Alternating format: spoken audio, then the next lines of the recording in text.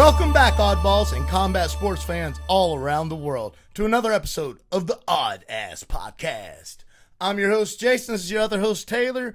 And today, ladies and gentlemen, we have a treat for you, man. The number 2 amateur bantamweight in the country. You can't call him amateur much longer, man. He's about to make his professional debut. He is the one, the only privileged child, Ian Hibbs. Yeah, brother, what's going on, man? How you doing? What's good? I'm doing good, man. How are y'all? We all right, man. We've been working like dogs. We gonna make it. I feel that. Hell yeah. Well, welcome to the Oddass podcast, brother, man. We're excited for you to be here. I mean, truly. Appreciate y'all for having me on. Appreciate it. Oh, yeah. Fuck yeah, man. Well, look, I'm going to jump straight into it, dude, because I don't want to know the usual questions people ask you, brother. So I'm going to jump straight into your personal interests, your feelings, and things that make you tick, dude. So to start with, what is your favorite thing about fighting, Ian? Probably just the lifestyle, man. It's like the lifestyle training, the getting better, the adrenaline, the if I don't work hard enough today, I might get my ass beat on the fight night. I might get embarrassed. So probably just the what's at stake and the adrenaline for sure. Hell yeah, dude. Yeah, I mean, because, dude, if you're not getting ready, dude, then somebody else Facts. is. Facts. You know, dude? Yes, sir. What gym do you train at, brother? Texarkana Combat Sports in Texas. So Texarkana Combat Sports is like right on Jefferson Road if you live in Texarkana. And yeah, we got a lot of good guys out there. We got Corey and Larry, Trey Brooks, and myself. So yeah, got a lot of good guys out there. Sick.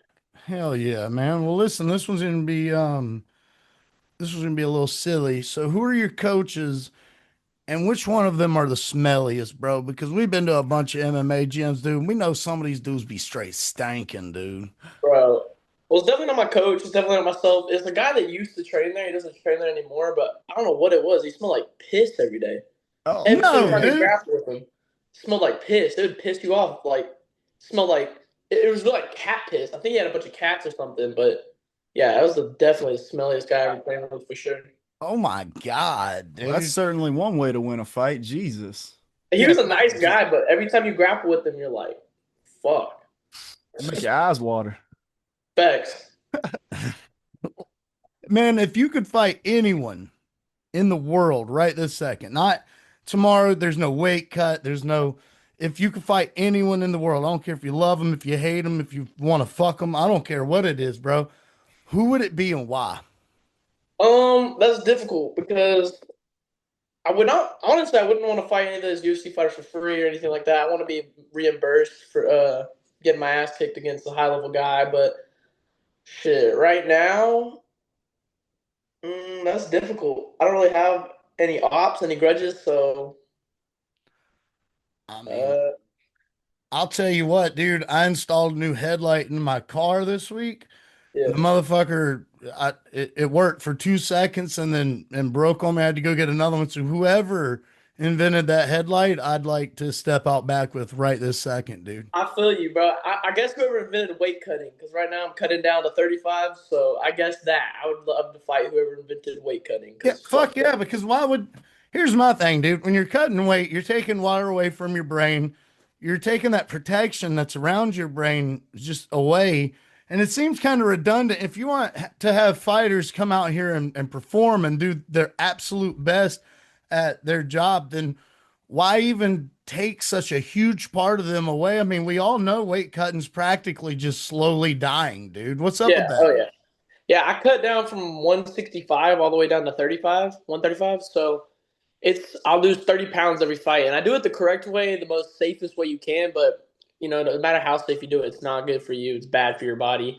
But yeah, I don't know why people do it, but I'm doing it because everyone else is doing it. I'm not Hell gonna yeah. fight at my weight class and everyone else weigh 190, 200 pounds the next day. So I Yeah. cut to 35. I weigh about 155 on the night of the fight. So I'm just doing it because everyone else is. But it sucks. Over 8 weeks of starving yourself and cutting, it sucks. So I'll fight whoever invented weight cuts. Yeah, fuck that dude, bro. Yeah, Thanks. right. Fuck that motherfucker. We had a fan question that kind of goes directly into that. What's your diet like, dude? Cutting that 30 pounds is a lot of weight to cut, especially in 8 weeks time, dude. That's nothing, dude. 2 months. Some people don't lose 10 pounds in that time, dude. So we Like, understand the weight cutting process, but like, what do you change about your diet and stuff like that without revealing anything? Like, I don't know if you've got any secrets that go into that, but nah, man, it's like outside of fight camp, I do eat whatever I want. I eat like shit. I eat fast food whenever I can. But as soon as I'm in fight camp, I think I eat a lot more like lean stuff, like egg whites, turkey meat, chicken, steak, and then all my carbs are fruits usually, or like some potatoes, just super lean stuff, a lot of natural stuff, no processed foods, and all of it is just enough to eat, and then you're still hungry after. That's pretty much how I am all day, every day. It leaves you grumpy and tired. It's definitely worth it because this is what I've chosen to do. But yeah, a lot of very organic, very clean, natural things is all I'm eating. hell yeah, dude. Well, there you go, Mr. Fan. So I've got one for you, man. Aside from all the bullshit, right? What goes through Ian Hibbs' mind when you step out there, dude, and your toes and feet touch that canvas, the lights dim, and it's just you, your opponent, and that referee out there, bro? Some people say that they get tunnel vision. Some people say they like to capture the moment and look around at everybody and take all that in and just kind of equate that to what you will. What does Ian Hibbs think when he's out there looking at this guy he's about to straight up gladiator fight with? Bro, it's changed, I think, every single fight. As I've grown as a person, as I've matured, because I had my first fight when I was 17. So it's definitely changed every fight. I feel like when I was 17, it was more like I was sporadic. I felt like I was in the mud. I was nervous. I wanted to get it over with. But as I've fought more, as I've been in some tough fights, high level fights, and with a lot of people in the crowd, like my last couple fights, I can't help but smile. As soon as I step on that cage and I'm walking around, I love it because like I've been training for 8 weeks for this moment. I'm doing what no one else wants to do right now, and I'm at peace in this moment where no one else can be at peace. I'm calm. I've prepared, and this is just what I do. So I feel like that's why I've had a smile on my face my last couple fights. So what goes through my head is just enjoy this, be in the moment, and let's beat the fuck out of this dude. That's pretty much about it. I just love what I do, and it's not. Whereas like I used to just want to get it over with. Now I'm almost upset when it's over. You know what I'm saying? Hell yeah, dude. Hell yeah. We watched a couple of your fights, man, and in one of them, I think the fella missed weight. Yeah, By And 10 pounds. Cameron Shamsey. yeah, bro. Fuck that dude. I yeah, hate that fuck that motherfucker. dude, bro. Yeah. He a piece of shit. But Damn yeah, right. Bro, when you got done, you told him to suck your dick and fucking whack, bitch. Well, dude, so we loved it. there's the whole thing about that guy, and if I could, I would make sure that guy could never fight again because I took the fight on 4 weeks' notice. He was supposed to fight my training partner. I took the fight because my training partner couldn't fight. So I fight at 135. So the fight's already 10 pounds up at 145. I get there. Well, before that, we had a press conference on the phone, and he was calling. He was saying he's my dad and shit, and he's gonna beat the fuck out of me, and I suck, and all this and all that. And I was like laughing. I was cool with it. I was like, all right, bet, keep the same energy when I see you. Yeah. And I get there. I make 145 with these because that's already heavier than what I usually fight at. He shows up at 156 and didn't even try to make weight. They made him cut down to 51 just so we could make it. The commission would allow the fight to go through. And then when we get to the press conference, he's talking more shit. How I'm a bitch and how he gonna beat the fuck out of me. And he was like, I'm a fighter, but he's a killer. And all this bullshit. I was like, who the fuck have you killed? No one's killing. This is a sport. Like, what are you talking about? So right when he gets in the cage, he's like, hey, you got shit and you cheated. So it's just fuck that guy, bro. Hell yeah. Hell yeah. We lost a lot of internet connection through there, but we absolutely picked up what you were laying down, dude, because that dude was a fucking pussy. Yeah. Fuck Cameron Thompson. Yeah. Fuck that motherfucker, But yeah. dude. Well, you TKO'd him. You got the last laugh. That's for damn sure. Yeah. Yes, sir. Yeah. Who have you killed? Well, I fucking killed you. How's that sound, bitch? Yeah, hell yeah, 100%, bro. 100%. So on the other, all right, let's put the shoe on the other foot, bro. Have you ever stepped into a cage and felt bad for a guy? Not like bad as in, oh, I don't want to beat this guy up, but like Bad as in, dude, I know what I'm about to do to this motherfucker. I can't believe this is about to happen. Honestly, no, because like the way I get and the way me and my team get for about a fight, it's like we're getting to go beat the hell out this dude. And not only that, when I go to a fight, my family's watching. My family's in the crowd. And people, my friends and my fans, like these are the people I'm telling I'm gonna go to the UFC. These are the people I'm telling I'm training so hard every day because this is what I want to do. And I'm telling them I'm gonna do it. So invest in me now and trust me. And I'll be damned if someone's gonna prove me wrong or make me look like a liar or make me look embarrass me in front of them, you know? So I'm saying like I'll do every last if the ref doesn't pull me off and there's no ref there, my intentions are to kill that guy. Yeah, So it's just I've never felt bad for any of them. You know, if I feel like I'm gonna dominate them, I'd go all for it. I don't take it easy on anyone. If they're hard, if they're good, if they're this, if they're that, I'm still coming in to kill you either way. So yeah, I've never felt bad for an opponent. If anything, I felt offended that they took the fight and thought that they had a chance. You know what I'm saying? That's how you have to be about it. I don't even say it to be arrogant, but I feel like it's not like any other sport. You really have to come at it like that, or else you're gonna get shocked. You know? yeah. Dude, to be so young, man, you really got the mentality part of this fight game figured out, man. I'm impressed. I've been doing this since I was 8, so 11 Hell years. yeah. But yeah. Jesus. Bro, you're a straight killer. There's a reason why we found out about you, bro. You know what I mean? Like we try to when we get people to come on this program, like we're not just calling up any random guy that steps into a cage and throws a couple good haymakers. Like we try to get the best possible guests to come on the show. And the second your name came across our desk, dude, we knew we had to have you on. So we do greatly appreciate you being here, brother. Yeah, I appreciate y'all, man. I appreciate the publicity. I've been trying to make some noise for my predator and really get out there and make my run to the UFC for sure. Fuck yeah, dude. And we actually think you can do it. We were talking 3-4 nights ago about how, dude, like if any bantamweight that we've been looking at anyways, and we look at a bunch of them, if any bantamweight out there in America is going to do it right now, it's going to be you, dude. I mean, you're a complete package. You can grapple, wrestle, strike. And whenever I say strike, it's not just, dude, the feinting, the head movement, the footwork. I mean, dude, you lull guys into traps and then they pay for it violently, and we love to see it, brother. There you are, bro. We lost you there for a second, dude. Oh, I heard that though. I heard what you're saying.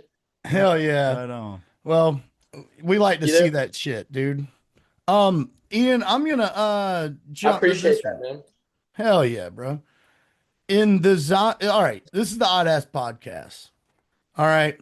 Sometimes we at the end of most interviews, we like to ask a legit question that we think of when dealing with something odd or weird or out of this world. If a zombie apocalypse happened today, right now, okay, everyone's dead. It's Ian Hibbs, a truck, and a full tank of gas. What are the first three things you're doing, brother? Well, I gotta ask, what type of zombies are these? Are these the fucking slow zombies? Or are these the sprinters? It's a mix, bro. It's a mix. It's the 28 days later guys, but then it's also like the punk ass Resident Evil bitch ass zombies too. Like, it's a Well, mix, bro. It's a harsh world yeah, out here, that's. dog. And what are my resources again? You have a truck, a full tank of gas, and what's on your person right this second. But mind you, everyone's fucking dead. The Yeah. first three things I'll tell you mine. All right. The first thing I'm doing, I'm going to Bass Pro Shops. All right. To get more guns, more camo, more ammo. True. They Yeah, got hella supplies there. That is true. Hell yeah. Dude, Second thing I'm that doing. might be the move. That actually might be the move. Yeah, bro. Run me through it, brother. What's your first three things, brother? I didn't even think of that, but that changes mine. So definitely I'm going to a Bass Pro Shop. But if I'm the only person alive, that's kind of like a lonely life. So I think I'm loading up, I'm gearing up, and I'm going out there to fight till I die probably. Oh, Kill as many zombies as I shit. can just because, yeah, I don't want to live the rest of my life all by myself. Yeah, that's a lonely life. So I think I'm going out there to kill as many zombies as I can and just go out my shield, I guess.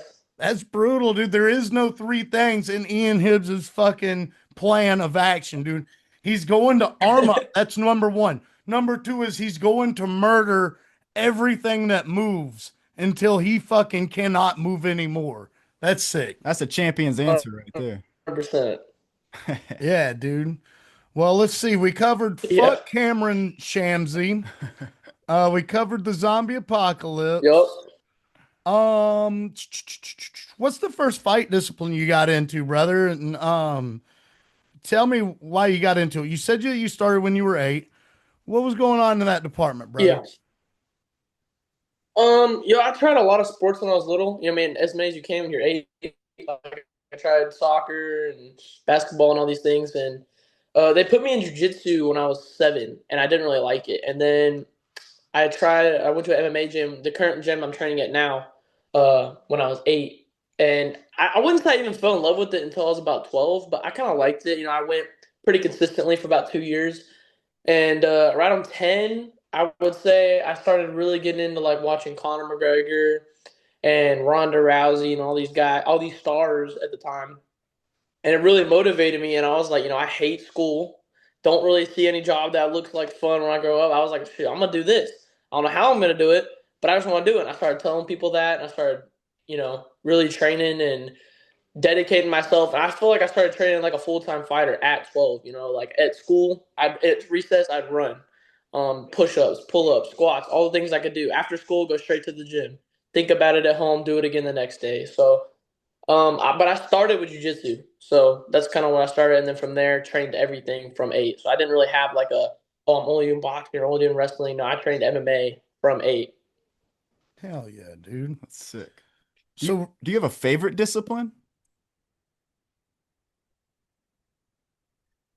It changes over a lot, but my favorite thing is everything. I feel like, and it's like my favorite fighters. My favorite fighters are the guys who can strike, who can grapple, and they can mix it perfectly. So, and I feel like that's what the next age of MMA is going to be all about. It's the people who can mix it. If you can't mix it, you can't be a specialist anymore in this day and age. You have to be able to wrestle, you have to be able to strike, and you have to be able to do them both very proficiently. So I don't really have a favorite. I like striking, I like grappling, but I love mixing it up. I love MMA. So I wouldn't say I have a favorite. I like everything for sure. hell yeah, dude. Hell yeah, dude. Well, look, a couple more things we're gonna get you out of here, brother. You're making your professional debut.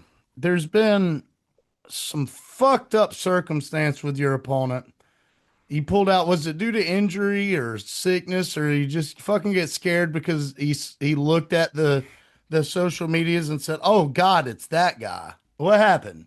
Well, it's a mixture of things. So I don't right now. I mean, I have as an amateur, I had a hard time finding fights. It comes with success in MMA, but for my pro debut, it's definitely not. I don't think guys being scared. I think a couple of them for sure, but it's about making a fight that makes sense. I've trained my whole life, and I want to make it to the show. I'm not looking for the hardest guy in my first fight. I want that easy route to the UFC. I want to make that money.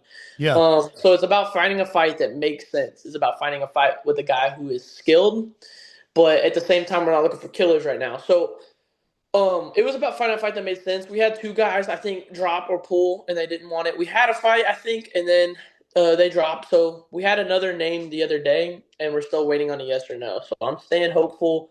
I'm training hard. The promotion, Peak Fighting, says they're very optimistic and they're very confident they're going to be able to find me someone. So trust in the process, and God willing, I get a fight. Hell yeah, dude. Nah, dude, that's the spirit to have, brother. And listen, even, just keep training, man. Keep training. If you're religious, keep praying. If, your family, it sounds like your family's a really big support system. Just confide in them, dude. And don't let 100%. this shit get you down, bro. You're a beast. I don't know if you've seen our Facebook post, but dude, every one of them. Ian Hibbs is a beast. Ian Hibbs is a problem. Ian Hibbs is a unit. Like, I don't say this shit Definitely about got the just support. anybody, bro. Like, we truly believe that you're a fucking problem to the rest of these bantamweights, dude. So I don't let appreciate this that, shit man. get you down, dude. For real. 100%. 100%. Yeah, brother. Well, man, good luck. I hope that you find a guy, and Appreciate I it. hope he's the stud you want him to be. I hope that you finish him in devastating fashion, and that after the fact, maybe you can come on here and tell us all about it, and we can recap everything that went down, brother, Yeah. because we know you're going to bring the violence. I appreciate it. I look forward to doing that. Thank y'all for having me on. I really appreciate it. Hey, no worries, brother. Listen, take care, train hard, and stay odd, dude. I got you. All right, y'all have a good one. Peace. You too, man. Appreciate you. Peace. Man, dude, that dude was pretty cool, dude. He's a really chill dude. I really enjoyed talking to that dude. Super cool, man. He's wise beyond his years for sure. I mean, to be so young and to be at the top of his game like he is, man, and thinking the way he is, I'm super impressed by that guy. Yeah, man. And he's doing such a good job, bro. I mean, just like we said in the interview, man, we don't just get guys, just random dudes that go and fight in the cage. We try to find the absolute best of the best, creme de la creme, to come on here. It's not for likes. It's not for clicks or views. It's because we enjoy doing this. We want to give these guys a platform, and we want to give you, the viewer and watcher, an amazing experience. And man, I don't think we're failing yet, dude. Nah, man, we're getting these dogs on here, baby. Not yet. You know? All right. Well, I'll tell you, boys and girls, what, man. We had an exciting fight at fucking 3 a.m., dude. I didn't get up for it, did you? Hell no. I watched it at 10 a.m. with coffee in my hand. And you know, I gotta say, that was a weird ass card. You know, I'm not one to ever say this card sucked, man, because I just want to watch fights, man. I want to watch UFC fights. I don't give a shit what the matchmakers did. I'm just gonna watch what you did. All right. This one felt weird. It felt like half the people on this card were on the opposite time zone. Yeah. That one was a little sluggish. Legitimately did. Yeah, it was strange, but I mean, nonetheless, a great card. It's always great to see the China crowd, and the China fighters getting to shine, except for Zhang, but we'll get to that later. Hey, dude, I'll tell you what I really appreciate about that part of the world, dude. The whole Asian culture of it goes back to Pride days when these guys are fighting. You could drop a pin in there and hear it, but when the round's over, these guys come to life, dude. You'd have thought there was a fire in the arena somewhere, man. They get to screaming and shouting and going on.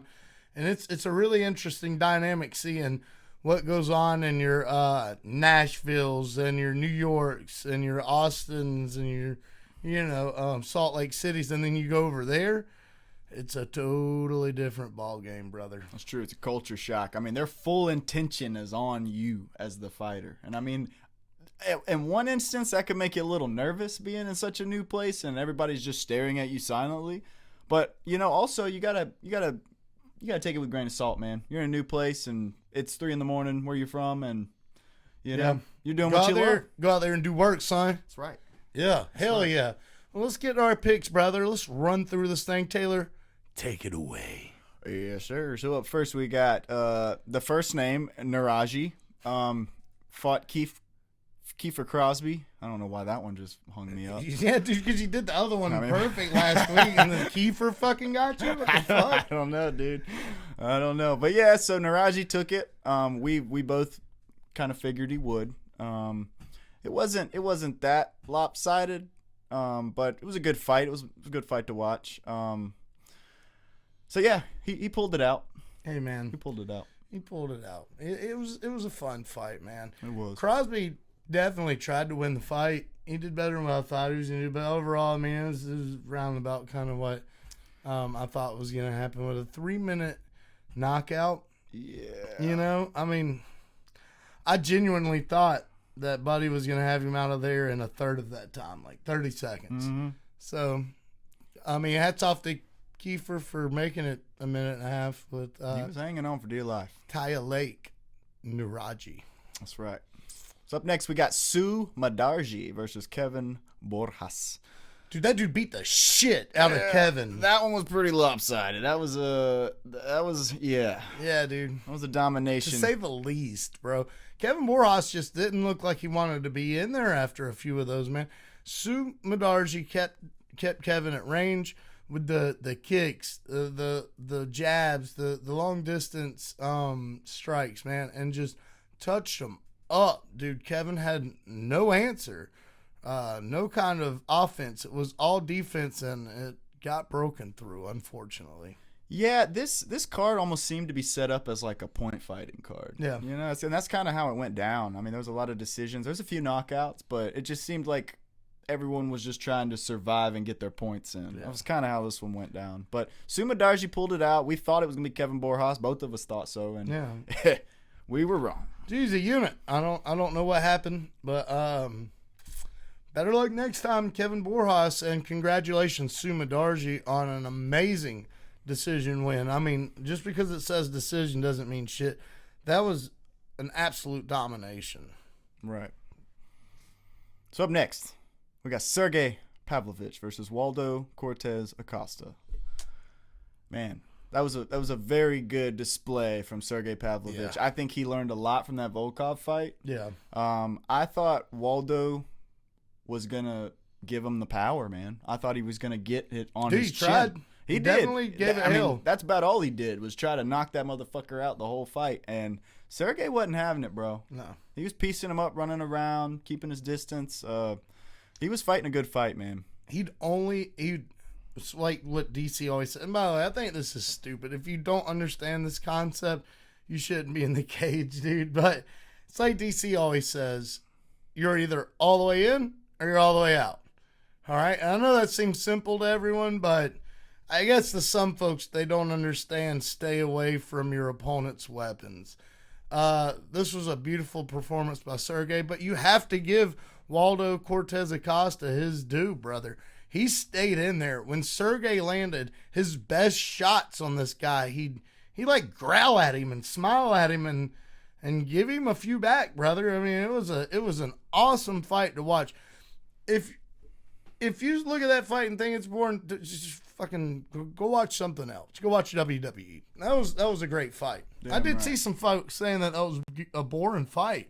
I think that they definitely didn't watch the same fight that I did, or maybe they lived in another dimension for a few years, or a few minutes.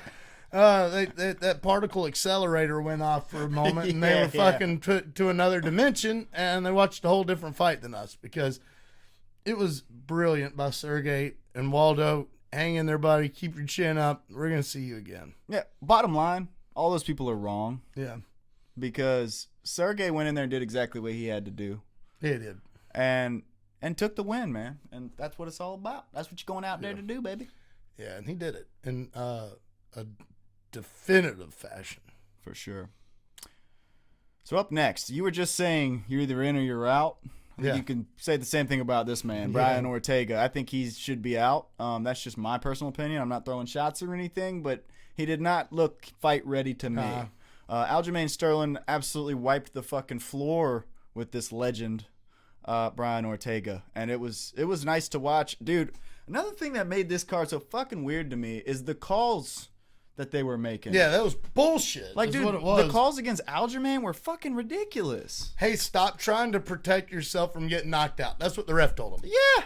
Hey, stop trying to protect yourself from being unconscious in a few minutes. Aljo was piecing him up, clear 50-45, beat the shit out of him from pillar to post, except for in that, what was it, 4th or 5th round? And here's the thing, folks. I don't know if you noticed, but I'm fairly certain that Aljamain Sterling broke his arm on Brian Ortega's face. A spinning elbow fucked it up. Did dude. you see his elbow was all kinds of gummed up? Yeah, and I've been seeing posts from him about it, and he's saying it's a nightmare, dude. It's like the worst injury he's ever had, he says. Wow. And he's had some fucking injuries. Yeah. He said this one is a nightmare. Yeah, I think guaranteed. Yeah, that's always scared me about the spinning elbow, dude, Yeah. because it doesn't want to bend that way, you know? And if you just accidentally hit them in the right spot, and oh, man, that's brutal. Yeah, it's not good. But yeah, needless to say, Aljamain Sterling fucked up Brian Ortega. Yeah, he did. And the ref just needs to do better, man. It was the same ref that we've been giving some shit. I mean, look, they need to get it together, honestly. You can take an example from this fight, and you can go back and watch a completely different fight where, you know, they contradict themselves all the time, and I don't think that should be the case. Now, should there be certain things that they consider or take into consideration in a fight to make those those split-second decisions change? Yeah, absolutely. But if you're on an amateur stage and you've got a 39-year-old man standing across the way from a 23-year-old killer, yeah, you should probably attempt to stop that fight if that killer's on top of this dude and bludgeoning him in a bad way, right? But going forward, if you're brand new to UFC, let's just say UFC. If you're brand new to UFC and this is your debut fight, that fight should be reffed the same way as a championship level fight. And I'm not going to deter from that. Just because the champion's the champion or he's in his hometown, none of that should make a shit. Okay? If there's 1 second left on the clock, most folks would say, oh man, let it ride out.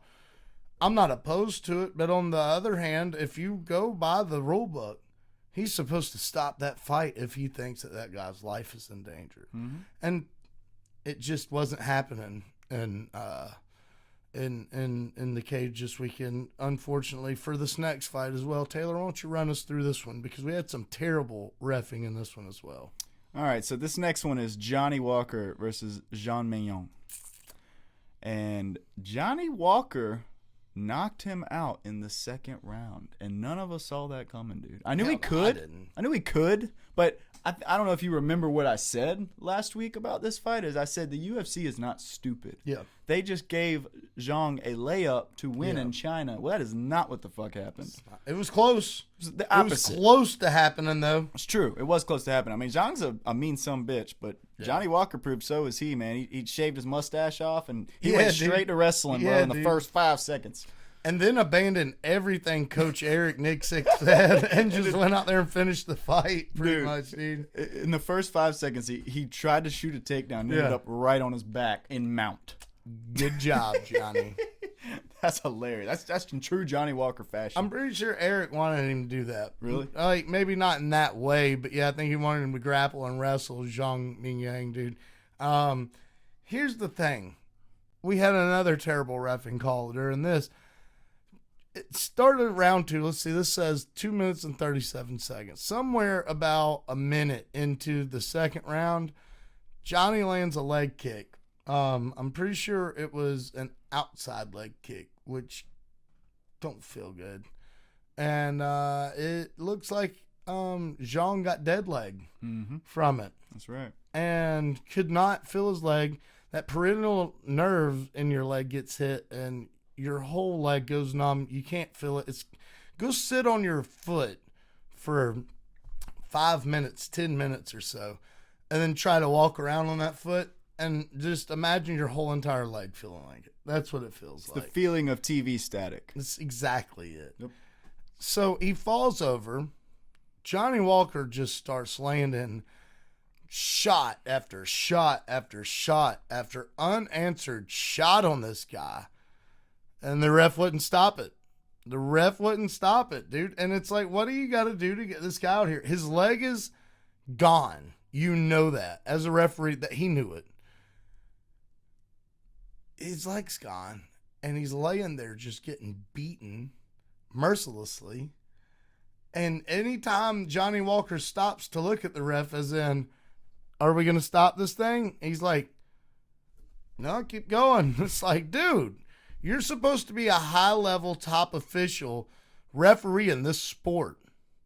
We demand, as fans, better than that. Okay? We demand better than that. Even if it goes against what we want to see, it shouldn't matter. That guy's life should matter. That guy's health should matter.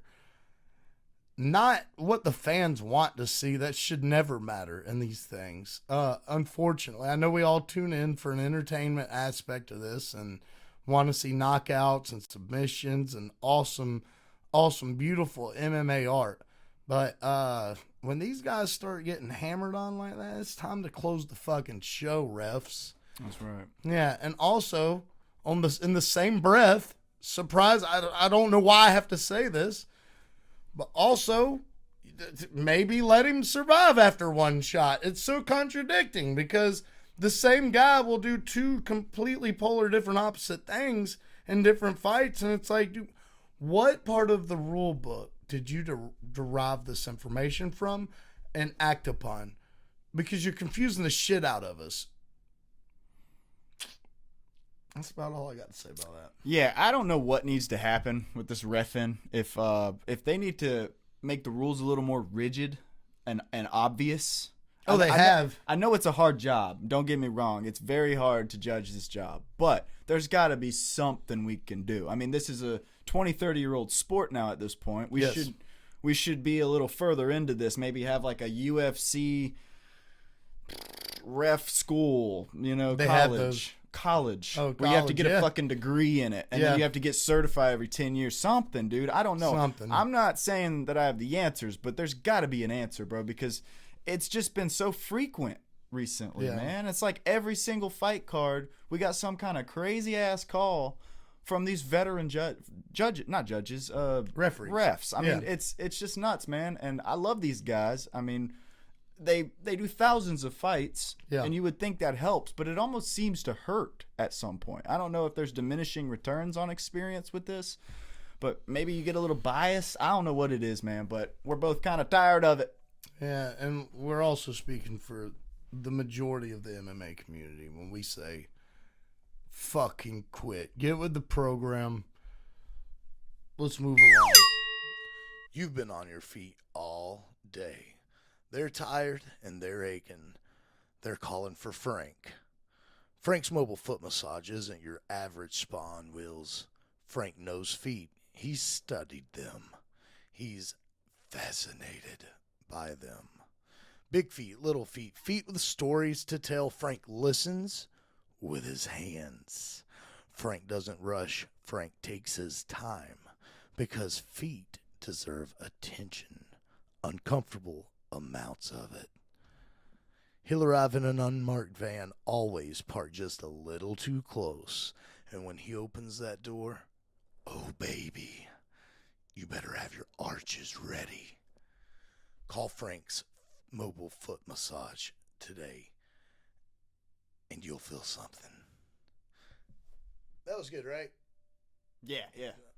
So listen, guys, we're just going to keep this straight up. We told Buddy this would be a one-time thing, and that, we'd throw it out there, but we personally do not think you should call this guy, all right? He seems like a bad dude, and when we met him, he tried touching Taylor's feet, and we told him to fuck off. He gave us $700 and said, can you tell people about my business? Go check him out or don't. Don't come crying to me when you have a bad experience. This dude was super sketchy. Now back to the podcast. Thanks.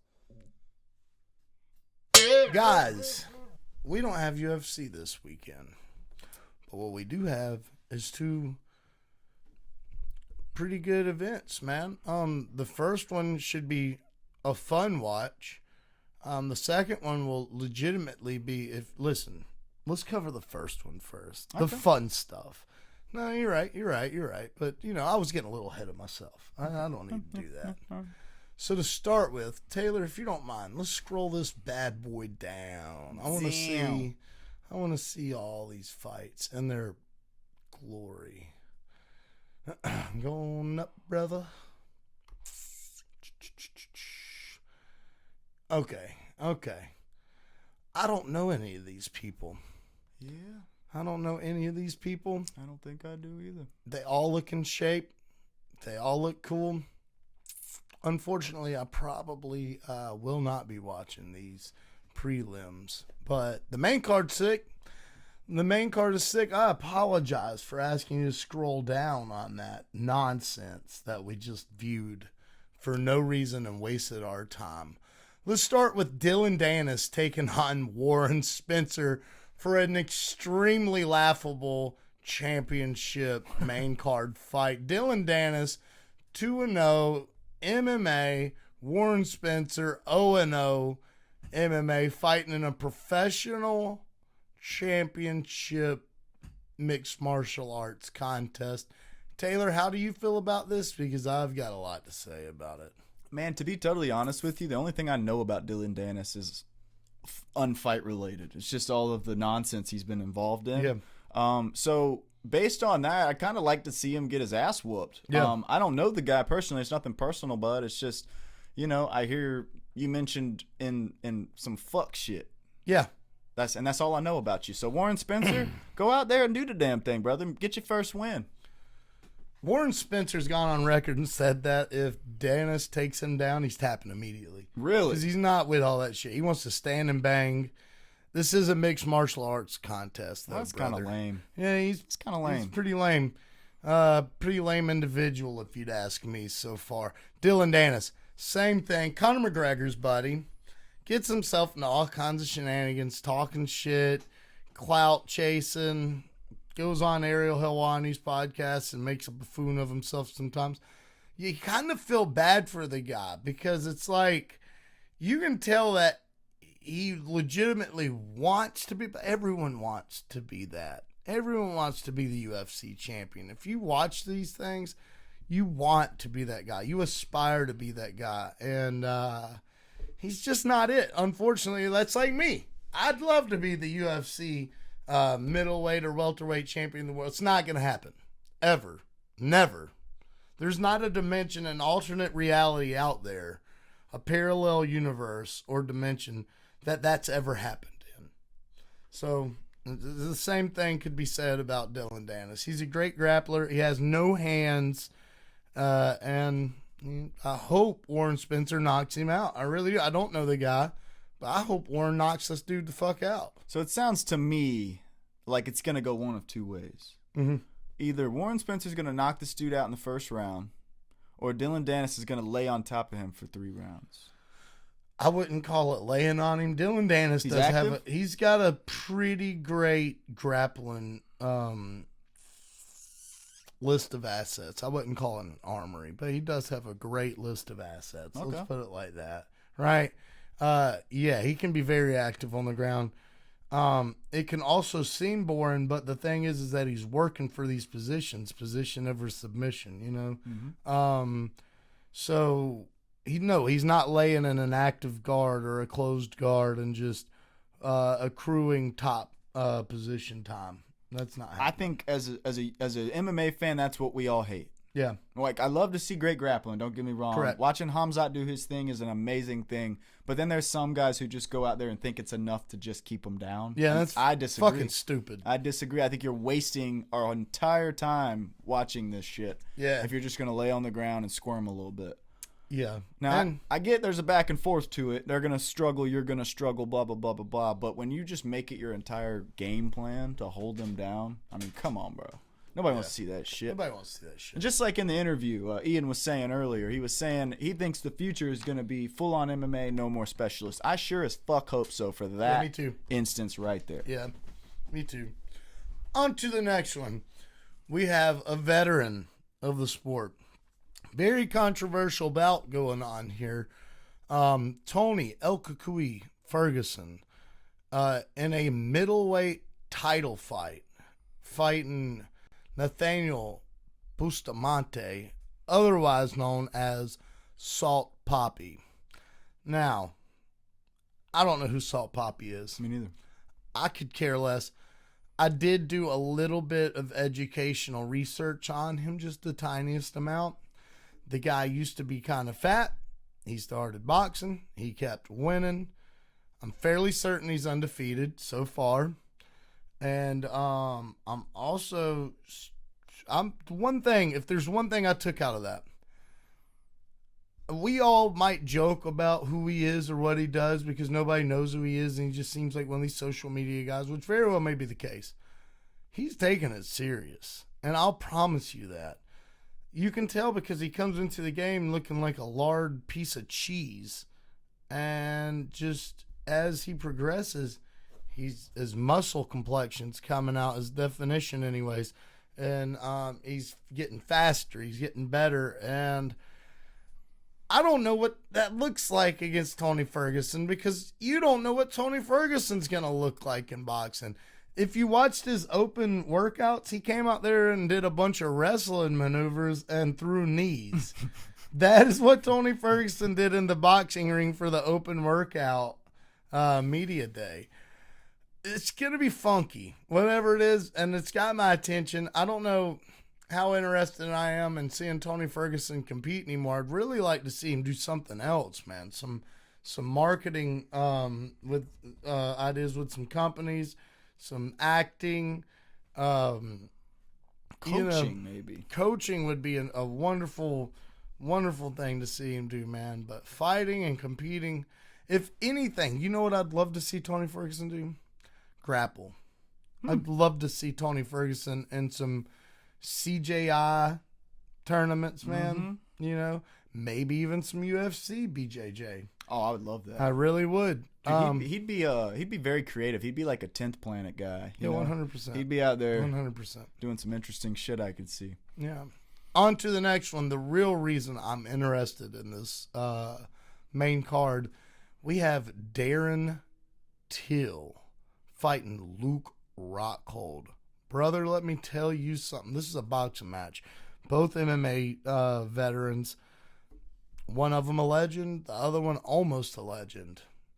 Legendary for sure. Darren Till's been doing this whole boxing thing. He's been taking advantage of it. He's been fighting well.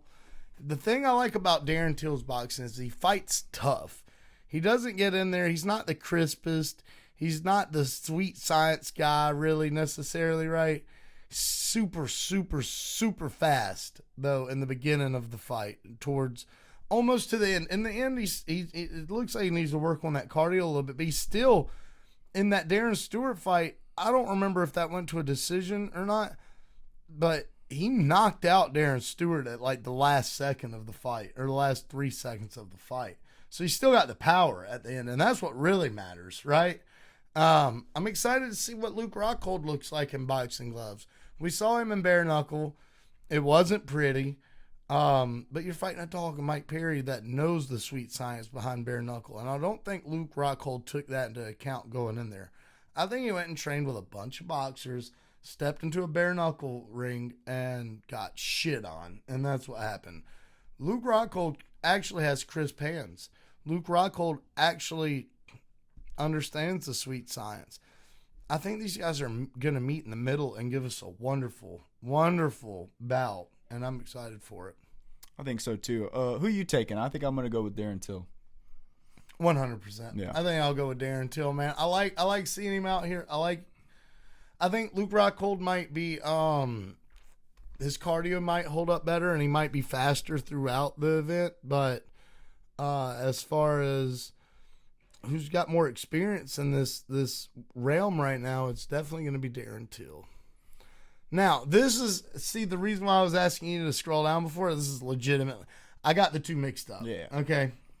My bad, guys. We're allowed to fuck up every now and again.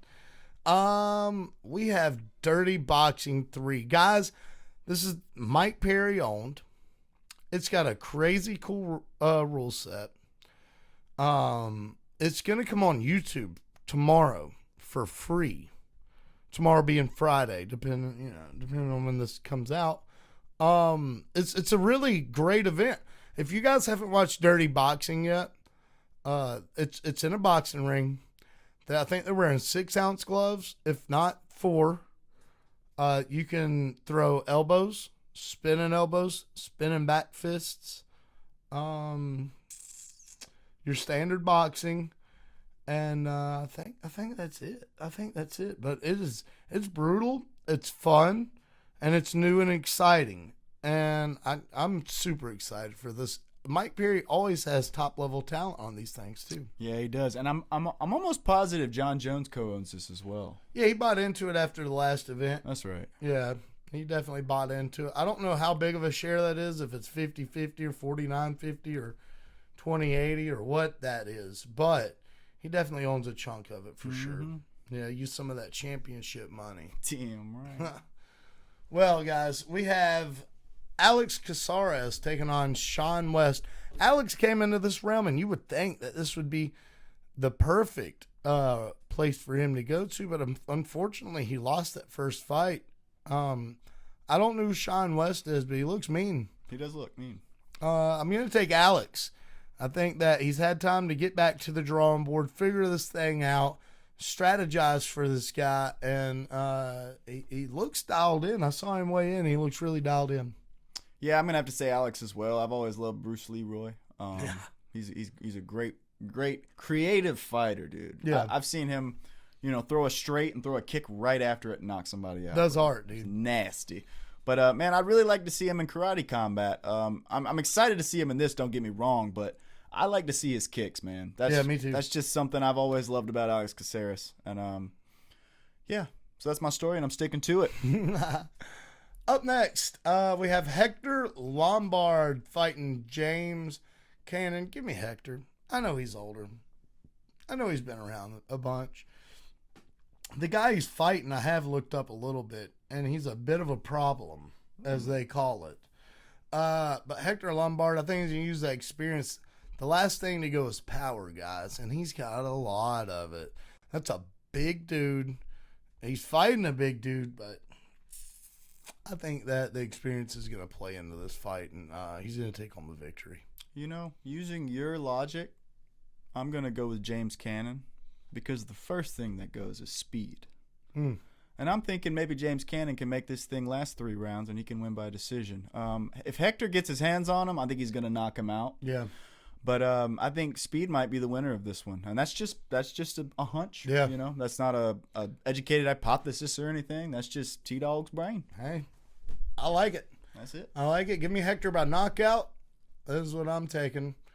Up next, we have Tyson Nam. When's the last time we heard of him? Taking on Ricky Bandejas. How close is that to bandages, dude? Dude, that's what I was Ricky Bandages. Give me bandages. Nah, give me ooh, I like Tyson Nam. I want to pick Tyson Nam so bad, but I mean, he looked awful the last time I saw him, man. I'm going to take Ricky Bandages. That's what I'm going to do. I'm going to take him too just because I like that. Yeah, dude. I want to be able to say, I took the bandages and he took me down and we won.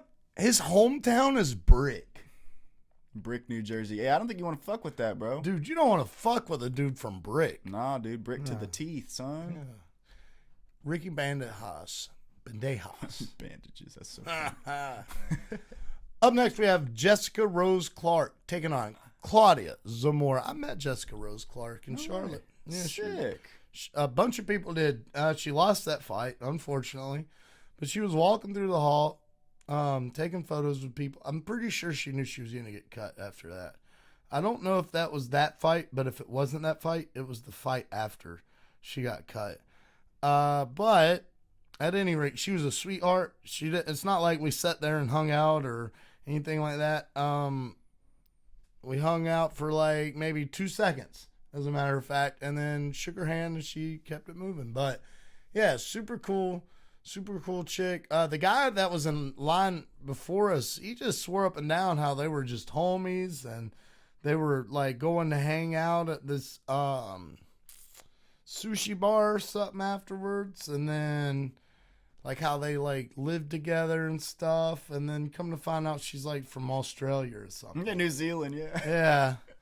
So I think it is Australia. You're right. Yeah, I think he was lying about it. I think he was too. At any rate, she's fighting this woman named Claudia Zamora. Taylor, who do you got in this fight, brother? Man, I honestly have not liked what I've seen from Jessica Rose Clark in the UFC. I don't know if I saw her win a single fight in the UFC. I think she won a couple. Maybe she might have. She might. Yeah. I just might not have tuned in that day. I don't know. But I definitely didn't. Every time I've seen her fight, she has gotten the dog shit beat out of her, and that's just what I'm going off of. So give me Claudia Zamora. I have no idea who this lady is. I don't know her from Eve, but I'm thinking she can do it. Or Adam. This is Adam. 2025, brother. You're right. Hey, all right, anything can happen. Hey, call me on my shit, bro. Call me on my shit. Yeah.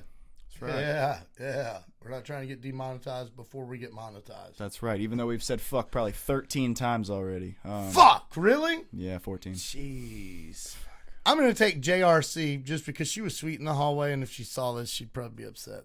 True. I like how you called her JRC. Yeah, dude. Just a cool fucking name. You got some swag, dog. Yeah, dog. I'll be swagging, dog. See that. Up next, we have Jairzinho Rosenstruik taking on at late notice. I mean, dude, his opponent fell out, and this dude stepped up real quick. He was already on the card, though, so he's primed and ready to go to fight some fucking body. Raheem Cleveland. Yeah, so what happened with that? I don't know exactly what happened. They both weighed in this morning. They both looked good, to my knowledge and by my eye test. But I think the guy got sick or something, and they had to call this other dude off of his fight and have him come fight Jairzinho, Biggie Boy. Jairzinho, I don't know if you've seen him compete in these events. I think he did the last main event, and he's doing this main event. He looked unbelievable in that last one, and I'm going to take him in this one. It's Of course, his opponent filling in late has something to do with it, but it's Biggie Boy. And this sport here seems like it was made for him, brother. Mm-hmm. He has a great time with it. He's obviously being taken care of and paid well by Mike Perry and co. And, dude, he throws bombs in here. When he doesn't have to worry about takedowns or grappling or any of this shit that he doesn't want to deal with, he is a beast in a unit. And let me just say this as well. To all the UFC fans, if you want to find that clean medium, because, all right, all the UFC fans that don't like the grappling and wrestling aspect of it, the guys that go, oh, I don't want to see nobody hug each other against finish or laying down, blah, blah, blah, blah, bullshit. But also think that bare knuckle is too brutal, because I hear that a lot from a lot of people, not 1 or 2 or 3 or 10 or 20, hundreds of people I've talked to have said that they think bare knuckle's too brutal. I think they're wrong. I love BKFC. But everyone's entitled to their opinion and has the choice and the freedom to watch what they want to watch. This is the perfect middle, though. The perfect medium. Mm-hmm. These guys have gloves on. They're throwing crazy strikes in a boxing ring with little gloves, and they're brutalizing each other in a cage it's not bare knuckle. So if you guys want to see some exceptional striking, this is the sport for you. Damn right. What's always impressed me about Rosenstruik is his speed for his size. He was in Charlotte too, by the way. He was really? the main event. Oh, yeah. That's right. Wasn't it Derek Lewis? No, it was Rosenstruik versus Almeida. That's right. Yeah, dude, that's a big dude. When he took him down, when Almeida took down Rosenstruik, the whole arena rumbled a little. Okay? Think about it. All right? I know they got the microphone set up and stuff like that, and they've got that figured out, but it was, what's the word? Notorious looking. It sounded like some gangster shit just went off, even though it was a takedown. You know what I mean? Like the Hulk just tackled the thing inside of the fucking octagon. I mean, bro, that's close to 600 pounds dropping 4 to 5 feet down. Yeah. I mean, that's something. It was ridiculous. That'd be a big-ass cannonball if it was in some water. Hell yeah. You know what I'm saying? Hell yeah. Well, guys, that's Dirty Boxing 3. Hey, tune in tomorrow. It's live and free on YouTube, man. Check it out. Before we get out of here, man, I think we should talk about a couple things, man. I think we should explain these guys what we're doing. I think we should explain to them why we do it, and I think we should explain to them some of our goals we got. Oh, yeah. Yeah? All right. Well, I think I'll start off. This is the Oddass podcast. We love to talk about MMA. We love to talk about combat sports. We're going to switch it up as best as we can to the best of our knowledge. But understand that we are doing this from the perspective of fans. Excuse me. Knowledgeable fans, sure, but we're no expert. We do this shit because we want to give you guys a fun place to come watch new style interviews. We want to give the fighters a platform to come to where they don't have to worry about getting asked all the serious questions that they get asked over and over and over again. We sit at a poker table, and I don't know if you've ever sat at a poker table, but you sit here to have fun, to relax, to get away from the world for a little bit. And that's what we hope to bring to these guys. We don't want them stressed. We don't want them thinking about bills or this guy or that guy or the weight cut or what am I going to do about the grass that's growing too damn long and I lost the dog in it the other day. We want them to come on here and just have fun and be free for a little bit, man. By the end of the year, we hope to do a face-off video. We don't know with who yet. We don't know when. We don't know if it'll even be here. It may be here. It may be in person. Who knows? But that is one of our goals. Before the end of the year, we'd like to do a face-to-face, either Zoom call or face-to-face with maybe even the poker table in between those guys. Taylor on one end, me on the other right here. Man there. Guys, what do you got to fucking say to each other? We think that'd be delightful. If you like that idea, drop a comment below and let us know. Secondly, we'd like to have a UFC fighter on. Or anyone affiliated with the UFC. That could be a ref. That could be a cut man. I mean, it could be cut man Tate. You know what I mean? Dude, I love that dude. Right. He's cool. I love that dude. I saw him in the bathroom at UFC X. That was pretty sick. Yeah. That's a big dude. He is. That's a big boy. He is. He's a big old guy. Hell yeah. But if we're going to get a fighter, I think that we should go for Wonderboy Thompson. Stephen Thompson lives an hour and 40 minutes from here. We wouldn't necessarily have to do an in-person interview. We could do a Zoom call, but it'd be sick to do an in-person interview. Another guy, Malcolm Wellmaker. Dude's got to live within 15 to 20 minutes from where I live. I mean, I live in Augusta, Georgia. Okay? I live right smack dab right where that dude lives, breathes, trains, sleeps, eats, and gets down. And like, just to show you like how we're centrally located to that, me and my wife just took a date night to Augusta last week. I mean, it's around the corner. I mean, it would be nothing.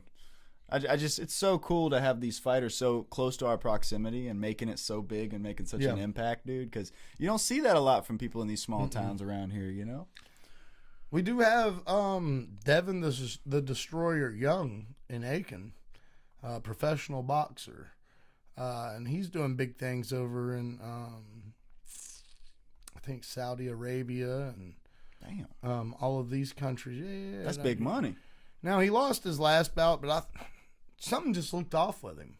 I watched it. I thought that maybe it just wasn't his night, dude. Or it could be because he was in Saudi Arabia.